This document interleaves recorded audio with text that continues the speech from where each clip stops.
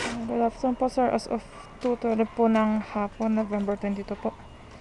Ayan, dito sir si Kuya Ato, tinutuloy niya po yung pag-asintala ng CR.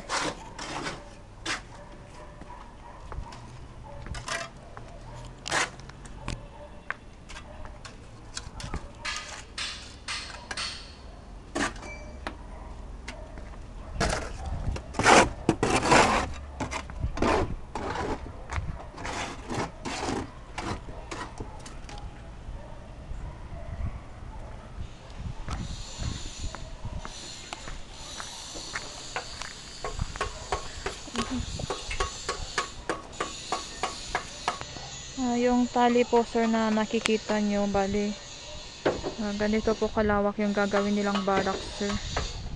Sabi ni Kuya Ricky, 6 na poste daw po yung gagawin.